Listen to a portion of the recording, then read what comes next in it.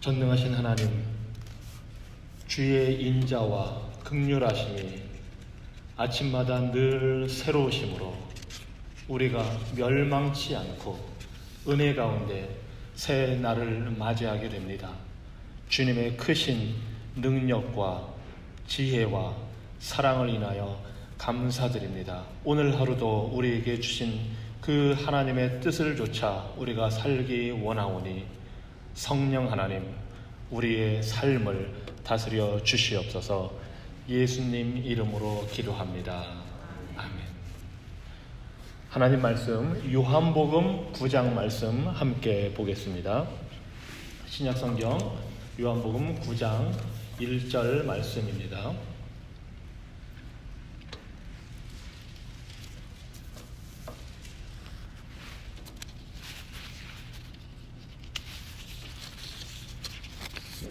요한복음 9장 1절 말씀, 1절로 3절까지 보겠습니다. 예수께서 길을 가실 때에 날 때부터 맹인된 사람을 보신지라. 제자들이 물어 이르되 랍비여, 이 사람이 맹인으로 난 것이 누구의 죄로 인함이니까? 자기니까 그의 부모니까? 예수께서 대답하시되 이 사람이나 그 부모의 죄로 인한 것이 아니라 그에게서 하나님이 하시는 일을 나타내고자 하심이라. 아멘. 요한복음에는 7가지 표적, 예수님이 행하신 7가지 기적이 나옵니다. 태초에 하나님과 함께 계셨던, 말씀으로 계셨던 그분이 인간이 되어 이 땅에 오셔서 7가지 기적을 행하시면서 어떤 일을 위해 오셨는지 보여주고 있습니다. 2장에서는 가나 혼인잔치에서 물을 포도주로 만드셨고, 4장에서는 관리에 죽어가는 아들을 고쳐주셨고, 5장에서는 38년 된 병자, 움직이지 못하는 병자를 고쳐주셨습니다.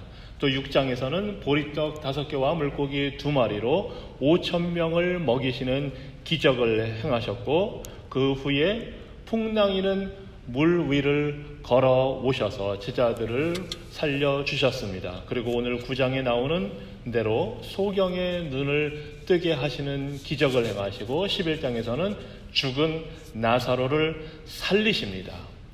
이러한 7가지 표적을 행하신 이유는 바로 그 다음에 일어나는 예수님의 체포와 배신과 심판과 재판과 죽음과 이 모든 과정을 통해서 부활에 이르는 가장 중요하고 클라이막스에 해당하는 예수님의 죽으심과 부활을 통해 바로 요한복음 20장 31절에 나오는 대로 오직 이것을 기록하면 너희로 예수께서 하나님의 아들 그리스도이심을 믿게 하려 하며 또 너희로 믿고 그 이름을 힘입어 생명을 얻게 하려 함이니라 하시니 말씀대로 구원 얻어 우리를 구원하여 풍성한 생명을 누리게 하시려고 이러한 표적들을 행하셨습니다. 그리고 그 일을 오늘 이루시고 계시는 겁니다. 맹인을 고쳐주셔서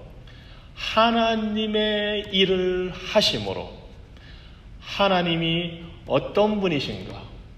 하나님은 당신의 영광을 위해 그리고 택한 백성들의 유익을 위해 일하신다는 사실을 보여주고 있습니다. 이것이 바로 3절에 예수님이 하신 말씀입니다. 예수께서 대답하시되 이 사람이나 그 부모의 죄로 인한 것이 아니라 그에게서 하나님이 하시는 일을 나타내고자 하심이라. 하나님은 당신의 영광을 위해 그리고 택한 백성들을 구원하여 우리를 살리시는 이 일을 위해 일하고 계심을 보여주십니다. 이것이 바로 예수님께서 이 땅에 오신 이유입니다. 요한복음 10장에 나오는 대로 내가 온 것은 양으로 생명을 얻게 하고 더 풍성히 얻게 하려는 것이라. 나는 선한 목자라. 나는 내 양을 알고 양도 나를 아는 것이 아버지께서 나를 아시고 내가 아버지를 아는 것 같으니 나는 양을 위하여 목숨을 버리노라. 누가복음 19장에서 또 이렇게 말씀하십니다. 인자가 온 것은 잃어버린 자를 찾아 구원하려 함이니라. 이 목적을 위해 예수님은 이 땅에 오셔서 가난한 자에게 복음을 전하여 주셨고, 포로된 자에게 자유를 주셨고, 눈먼 자에게 볼 수 있게 해주셨고, 눌린 자를 자유롭게 해주셨습니다. 이 일, 눈먼 자를 보게 하시는 일을 위해 왔다고 선포하신 대로 요한복음 9장에서는 맹인을 지금 고쳐주고 계십니다. 하나님은 창세전에 우리를 택하셨고, 택한 자들을 불러주셨고, 부르신 자들을 의롭다고 하셨고, 의롭다 하신 자들을 영화롭게 하셨다고 하십니다. 이미 하나님이 이루셨습니다. 이 하나님의 역사에 우리가 부름을 받아 동참하게 된 것입니다. 그 은혜를 받아 구원 얻고 풍성한 생명을 얻게 된 것입니다. 그래서 하나님은 당신의 영광을 위해, 택한 백성들의 유익을 위해 일하십니다. 또 하나, 하나님은 우리를 있는 모습 그대로 보시고 사용하십니다. 있는 모습 그대로 사용하십니다. 2절에 보니까 제자들이 이렇게 질문합니다. 이 사람이 맹인으로 난 것이 누구의 죄로 인함이니까? 자기니까? 그의 부모니까? 당시의 유대인들은 어떤 사람이 불행을 겪고 잘 되지 않으면 누군가의 죄 때문일 것이라고 생각했고, 누군가가 잘 되고 성공하면 하나님께 복을 받았기 때문이라고 생각했습니다. 병들고 고생하면 죄 때문이고, 잘 되고 성공하면 복을 받는다. 이렇게 아주 기본적이면서 간단한 도식으로 모든 사람들을 판단했습니다. 그래서 이 질문을 한 겁니다. 예수님, 저 사람 못 보고 있는데 누구 죄 때문입니까? 본인 죄입니까? 부모 죄입니까? 그런데 예수님은 거기에 대해서 이 사람의 죄 때문이다, 부모의 죄 때문이다 대답하지 않으십니다. 그 사람이나 부모의 죄 때문이 아니라 하나님이 하시는 일을 그에게서 나타내고자 하십니다. 말씀하십니다. 예수님은 하나님이 그 일을 이루시기 위해서, 구원의 능력을 보여주시기 위해서 이 사람을 지금 사용하고 있다고 말씀하십니다. 예수님은, 하나님은 우리 있는 모습 그대로 사용하십니다. 병들었든지 가난하든지 잘 안 되든지 성공했든지 건강하든지 상관없이 하나님은 하나님의 영광을 위해, 택한 백성들의 유익을 위해 있는 모습 그대로 우리를 사용하십니다. 그리고 소경을 고쳐주십니다.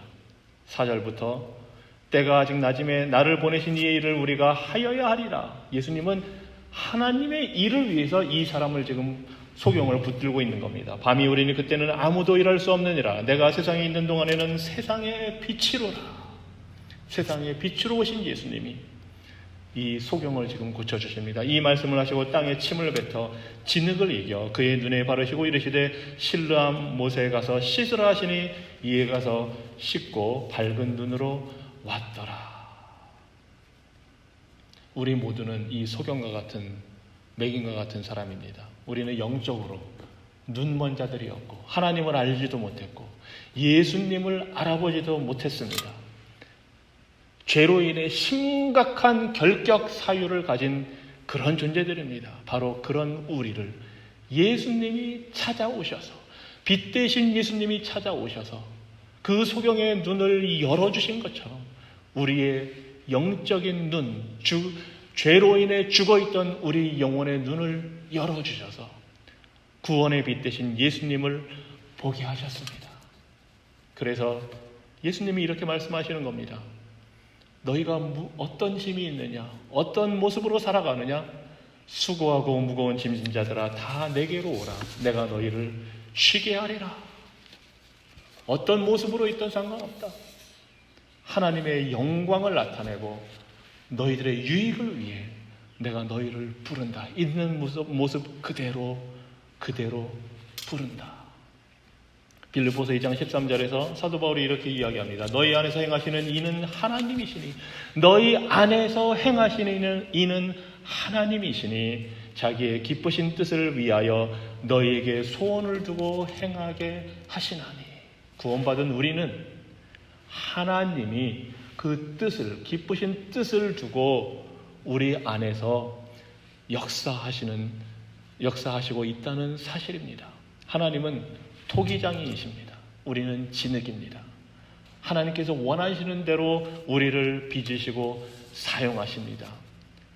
하나님의 역사는 우리 인간적인 조건에 달려있는 것이 아니라 하나님의 기쁘신 뜻에 달려 있습니다. 하나님은 우리 있는 모습 그대로 사용하시고 이를 통해 하나님의 영광을 나타내시고 하나님의 지혜와 능력을 보여주십니다. 이 오늘 요한복음 9장의 사건을 통해서 보면 하나님은 하나님의 영광을 위해 택한 백성들의 유익을 위해 일하시고 우리를 있는 모습 그대로 사용하십니다. 이것이 바로 하나님의 관점입니다. 그런데 우리 사람들의 관심사는 하나님의 관심사와는 매우 다르다는 것을 오늘 볼 수 있습니다. 사람들은 인간의 죄의 유무와 죄의 경중으로 서로를 판단합니다. 다른 사람을 죄가 있느냐 없느냐로 판단하는데 너무나 관심이 있기 때문에 정작 그 죄를 해결하시고 그 죄 문제를 해결하시고 용서하시는 구원자이신 예수님을 알아보지 못하고 믿지 못하는 어리석은 일을 범합니다. 제자들뿐이 아니었습니다.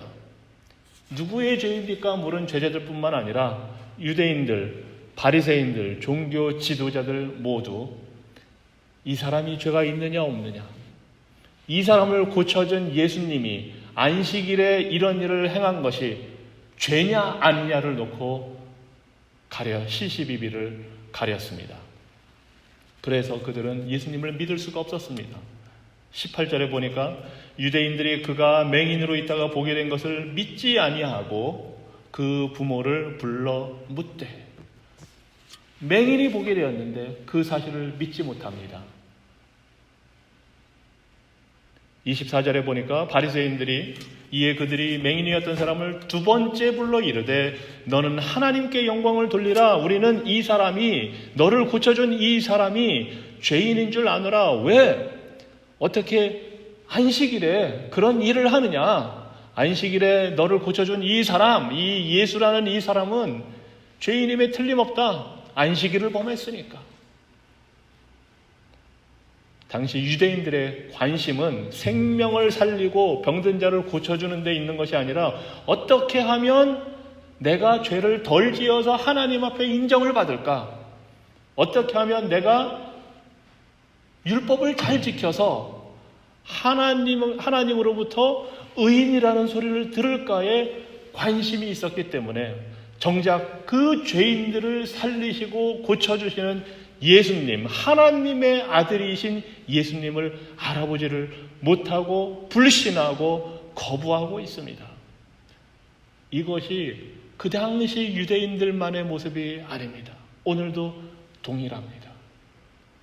하나님의 뜻, 하나님의 역사하심, 하나님의 목적을 알지 못하면 우리 인간의 관심사는 서로를 죄의 유무로 판단하고 죄의 경중으로 판단해서 내가 나은가, 누가 더 나은가 경쟁을 하기에 바쁘고, 이렇게 해야 내가 하나님께 인정을 받겠지, 내가 죄를 좀 덜 지어야, 내가 좀 말씀대로 순종해서 법을 잘 지켜야 하나님께 인정을 받겠지 하고 당시 유대 종교 지도자들, 유대인들처럼 생각을 합니다.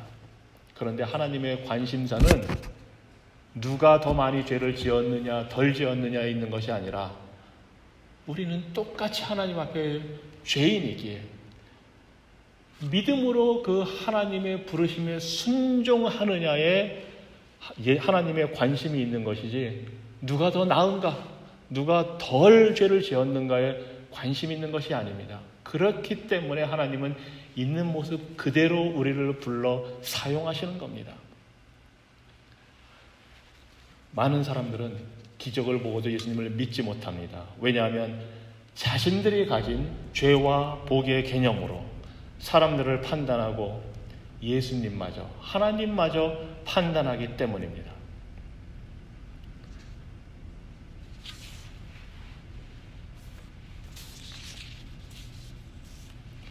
안타까운 사실은 예수님을 거부하고 불신앙으로 있는 사람들은 여전히 죄 가운데 있게 되고, 예수님의 그 은혜를 받고 정작 보지 못하던 이 맹인은 눈을 떠서 예수님이 누구인지를 알게 되고 보게 되고 믿게 되는, 복을 받는 극단적인 대조적인 모습이 나타난다는 것입니다.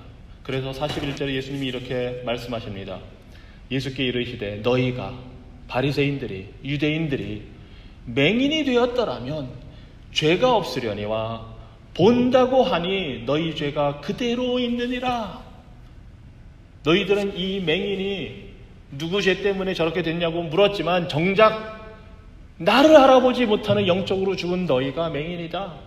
차라리 너희들이 이 맹인처럼 처음부터 못 봤으면 오히려 죄가 없고 내가 고쳐졌을 것인데 너희들은 여전히 보고도 믿지 않고 나를 거부하고 있다. 그러니 너희 죄가 그대로 있다. 맹인이 불쌍한 사람이 아닙니다. 눈을 가지고 보면서도 믿지 못하는 그 사람들이 불쌍한 사람들입니다. 그래서 39절에 예수님이 다시 이렇게 말씀하십니다. 내가 심판하러 이 세상에 왔으니 보지 못하는 자들은 보게 하고 보는 자들은 맹인이 되게 하려 함이라 하시니, 우리를 구원하기 위해 오신 예수님을 믿고 영접하는 자에게는 구원이 임하지만 예수님의 기적을 보고도 믿지 못하고 거부하는 자들에게는 이미 예수님의 심판이 임했음을 선포하십니다. 죄인이라고 손가락질 받던 맹인은 예수님을 통해 그의 육적인 눈이 열려졌고 또한 영적인 눈이 열려져서 예수님을 선지자로, 메시아로 믿게 되었습니다. 17절에 이미 이에 맹인되었던 자에게 다시 묻되 그 사람이 내 눈을 뜨게 하였으니 너는 그를 어떠한 사람이라 하느냐? 대답하되 선지자니이다. 정작 맹인으로 살던 사람은 예수님의 그 은혜를 받고 예수님이 보통 사람이 아니라 하나님이 약속한 선지자임을 알았습니다. 보게 되었습니다. 그래서 35절에 예수께서 그들이 그 사람을 쫓아냈다 하는 말을 들으셨더니, 예수님이 나를 고쳐주셨다, 이 말을 한 이 맹인을 유대 종교 지도자들이 쫓아냈습니다. 그랬더니 그를 만나사 이르시되 네가 인자를 믿느냐? 대답하여 이르되 주여 그가 누구시오니까 내가 믿고자 하나이다. 예수께서 이르시되 네가 그를 보았거니와 지금 너와 말하는 자가 그이니라. 이르되 주여 내가 믿나이다 하고 절하는지라. 이 맹인은 예수님이 하나님이심을 보았습니다. 그래서 믿고 절했습니다. 하나님은 당신의 영광을 위해서, 택한 백성들의 유익을 위해서 우리를 있는 모습 그대로 사용하십니다. 예수님을 통해서 우리가 하나님과 바른 관계를 맺게 되고 예수 그리스도의 의를 갖게 되고 이를 통해 하나님과 평화를 이루고 기쁨으로 살게 되는 자, 그 사람들이 복받은 자들입니다. 사람들의 겉모습으로 판단하지 않고 그 사람이 죄가 있는지 없는지로 사람을 보는 것이 아니라 나를 구원하신 하나님의 은혜를 받은 자로서 다른 사람들을 대하는 것, 그런 자들이 복받은 자들입니다. 인간적인 기준으로 서로를 판단하는 것이 아니라 하나님의 관점으로 볼 수 있을 때 우리를 빚으시는 그 하나님의 손길을 따라 순종하는 자가 되는 것이고, 그런 사람들이 참으로 눈뜬 자이고 영적으로 보는 자들이고, 이런 자들이 복 있는 자입니다. 기도하시겠습니다. 빛 되신 주님, 생명의 빛으로 이 땅에 오신 주님, 우리의 눈을 열어 주를 보게 하시고 우리는 죄로 인해 아무 소망이 없음을 깨닫게 하여 주시고 오직 구원이 주께 있음을 알게 하여 주시니 감사합니다. 우리의 소망은 오직 주께 있습니다. 우리의 눈을 이 세상과 죄로부터 돌려 우리 하나님의 역사하시는 그 사실을 보게 하여 주시고 그 가운데 나타나는 하나님의 영광을 사모하게 하여 주시고 우리를 있는 모습 그대로 받아주시고 사용하시고 용서하시는 하나님의 은혜를 의지하여 서로를 있는 모습 그대로 받아들이고 사랑하며 섬길 수 있도록 주님, 우리를 사용하여 주시옵소서. 이러한 주님의 뜻을 따라 우리에게 가르쳐 주신 대로 우리가 주기도문으로 기도할 때에 우리를 들어주시고 우리 삶에 주의 뜻을 이루어 주시옵소서. 이 시간 다같이 주기도문으로 기도합니다. 하늘에 계신 우리 아버지, 이름이 거룩히 여김을 받으시며 나라가 임하시며 뜻이 하늘에서 이루어진 것 같이 땅에서도 이루어지이다. 오늘 우리에게 일용할 양식을 주시옵고 우리가 우리에게 죄 지은 자를 사하여 준 것 같이 우리 죄를 사하여 주옵시고 우리를 시험에 들게 하지 마시옵고 다만 악에서 구하옵소서. 대개 나라와 권세와 영광이 아버지께 영원히 있사옵나이다.